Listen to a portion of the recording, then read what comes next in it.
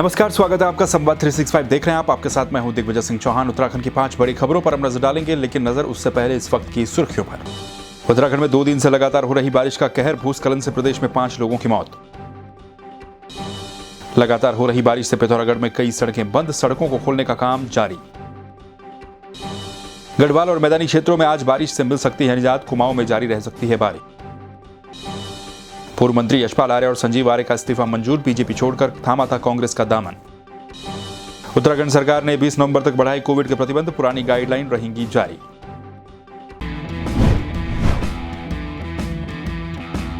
Top story में सबसे पहले बात करेंगे उत्तराखंड के मौसम को लेकर। दरअसल मौसम विभाग की भविष्यवाणी के मुताबिक ही उत्तराखंड में पिछले 2 दिनों से लगातार बारिश का दौर जारी है। लगातार हो रही बारिश से कई जगहों पर लोगों की मुश्किलें बढ़ी है। इससे पहले प्रशासन और सरकार ने लोगों से यह भी अपील की थी कि बारिश को देखते हुए वे सुरक्षित जगहों पर ही रहें, हो सके तो यात्रा बारिश के समय में ना करें। अब लगातार हो रही बारिश से कहां पर क्या क्या नुकसान हुआ है वो आपको बता देते हैं, लेकिन उससे पहले आप ये जानें कि लगातार हो रही इस बारिश से उत्तराखंड में भूस्खलन की घटनाएं हुई और इसमें अभी तक 5 लोगों की मौत की खबर सामने आ चुकी है। कहां पर यह घटनाएं हुई हैं तो सोमवार को कोटद्वार के जय हरिखाल में मलबा आने से मां बेटी समेत 3 लोगों की मौत यहां पर हो गई है। इसके अलावा चंपावत में भी मलबे की चपेट में आने से 2 लोगों ने अपनी जान गंवा दी है। सबसे पहले बात करेंगे पौड़ी की, तो लैंसडाउन तहसील में गुमखाल और जयहरीखाल के बीच जो समखाल है, यहां पर बारिश के चलते मजदूर जो यहां पर काम कर रहे थे उनके टेंट मलबे से दब गए। इसमें 3 लोगों की मौत हुई है। इसमें मां, बेटी और एक अन्य व्यक्ति बताया जा रहा है। 2 लोगों की हालत यहां पर गंभीर है, इनको अस्पताल में भर्ती करवाया गया है कोटद्वार के। ये थी घटना लैंसडाउन की और पौड़ी की। इसके अलावा चंपावत में भी लगातार हो रही बारिश से 2 लोगों की जिंदगी खत्म हो गई है। यहां पर नगर से 4 किलोमीटर दूर सेला खोला के रोपा में मकान में मलबा घुस आया, जिससे यहां पर 2 लोगों की मौत हुई है और यहां पर भी ये खबर सामने आई है। इसके अलावा अगर बात करें सड़कों की, तो भूस्खलन के चलते बद्रीनाथ हाईवे कई जगहों पर बंद हो गया है। यात्री जहां पर थे वहीं पर ही मैक्सिमम लोग रुके हुए हैं। जो लोग मैदानी क्षेत्रों में थे मैदानी क्षेत्रों में ही रुके हुए हैं। लगातार सड़कों को खोलने का काम भी प्रशासन के द्वारा किया जा रहा है और रेस्क्यू का काम भी किया जा रहा है। खबर यह भी है कि जानकी चट्टी में भूस्खलन के चलते कई यात्री यहां पर फंस गए थे, जिनको यहां से निकालने का काम, रेस्क्यू का करने का काम एसडीआरएफ की टीम ने लगातार रात में किया और यहां से भी कई लोगों को रेस्क्यू किया गया। तो ये लगातार 2 दिनों से हो रही बारिश से जो हलचल उत्तराखंड में हुई है, जो तबाही कई जगहों पर देखने को मिली है, ये उसका अपडेट था। वहीं लगातार 2 दिनों से हो रही बारिश से पिथौरागढ़ में भी काफी ज्यादा नुकसान हुआ है। पिथौरागढ़ की कई सड़कें बंद हैं। यहां पर 2 दिनों से बारिश जारी है। जिस तरह से मौसम विभाग ने अलर्ट जारी किया था, तो उसी मुताबिक यहां पर बारिश हुई है और इस बारिश से पिथौरागढ़ चंपावत, पिथौरागढ़ अल्मोड़ा, थल मुनस्यारी, जौलजीबी, धारचूला, गंगोली हाट, पिथौरागढ़ सहित 1 दर्जन से ज्यादा मोटर मार्ग पिथौरागढ़ में यहां पर बंद हैं।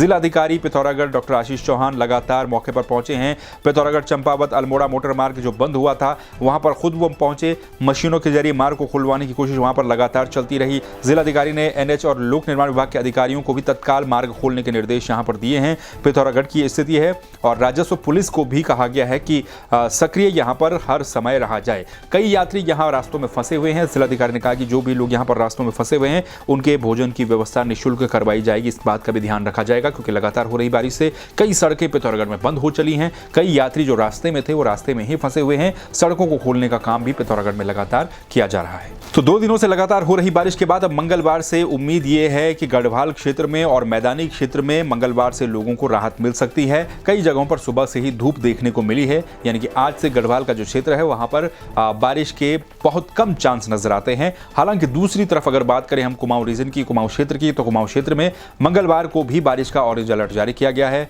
कुमाऊं के कई क्षेत्रों में मंगलवार को भी तेज बारिश हो सकती है। तो वहीं गढ़वाल क्षेत्र और मैदानी क्षेत्रों में मैक्सिमम जगहों पर मौसम के साफ रहने की उम्मीद मौसम विभाग की तरफ से जताई गई है। इससे पहले 2 दिन तक लगातार बारिश का दौर जारी रहा। जो ऊंचाई वाले इलाके हैं, जिनमें केदारनाथ, बद्रीनाथ या फिर गंगोत्री, यमुनोत्री की जो ऊंचाई वाली चोटियां हैं, वहां पर बर्फबारी भी देखने को मिली और बारिश के चलते जनजीवन अस्त व्यस्त भी कई जगहों पर देखने को मिला। लेकिन उम्मीद यह है कि मंगलवार से मौसम साफ हो जाने के बाद कई जगहों पर जो नुकसान हुआ है या फिर जो सड़कें बंद हुई हैं, तो उनमें तेजी के साथ काम किया जा सकेगा। चलिए बात कर लेते हैं राजनीति को लेकर। तो उत्तराखंड के पूर्व कैबिनेट मंत्री यशपाल आर्य और उनके बेटे संजीव आर्य, जिन्होंने की बीजेपी छोड़कर कांग्रेस का दामन थाम लिया था और उन्होंने इस्तीफा भी भेजा था, तो अब उनका इस्तीफा मंजूर हो गया है। दरअसल अपडेट इस मामले में यह है कि विधानसभा के अध्यक्ष प्रेमचंद अग्रवाल ने इस बात की पुष्टि की है कि पूर्व मंत्री यशपाल आर्य और उनके पुत्र विधायक संजीव आर्य का इस्तीफा मंजूर कर लिया गया है। और इसी के साथ ही, क्योंकि उत्तराखंड की 70 सदस्यीय विधानसभा है, इसमें विधायकों की संख्या 65 रह गई है, क्योंकि इससे पहले भी बीजेपी में शामिल हुए निर्दलीय विधायक प्रीतम सिंह की सदस्यता रद्द कर दी गई थी। उसके अलावा यशपाल आर्य और संजीव आर्य, इनकी भी सदस्यता क्योंकि ख़त्म हो गई है। और इसके अलावा राम सिंह खेड़ा थे, तो ये राजकुमार थे। जिस तरीके से इन्होंने दल बदल किया था, तो उसके बाद अब 65 सदस्यीय विधानसभा रह गई है। फिलहाल का जो अपडेट, पूर्व कैबिनेट मंत्री यशपाल आर्य, उनके बेटे संजीव आर्य जो कि दोनों विधायक थे, नैनीताल से था, और एक बाजपुर से यशपाल आर्य क्योंकि विधायक थे, उन्होंने दल बदल किया और उनकी सदस्यता अब खत्म हो गई है। जो इस्तीफा उन्होंने दिया था वो इस्तीफा मंजूर कर लिया गया है। अब बात कर लेते हैं उत्तराखंड में कोविड प्रतिबंधों को लेकर। दरअसल उत्तराखंड में लगे कोविड प्रतिबंधों को सरकार ने 1 महीने तक और आगे बढ़ा दिया है, यानी कि अब 20 नवंबर तक ये कोविड प्रतिबंध उत्तराखंड में रहेंगे।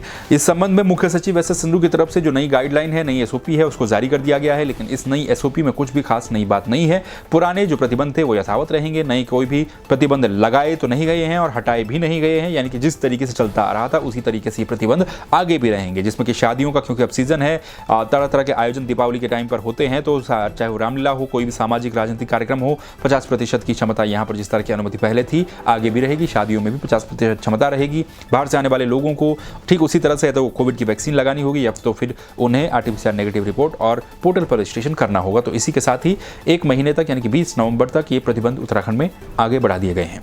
ये थी उत्तराखंड की टॉप 5 खबरें। खबरों को लेकर आप क्या सोचते हैं, कमेंट करके अपनी राय आप दे सकते हैं। खबरों को देखने के लिए संवाद 365 को आप सब्सक्राइब कर लीजिए। फिर मिलेंगे नई खबरों के साथ, तब तक के लिए नमस्कार।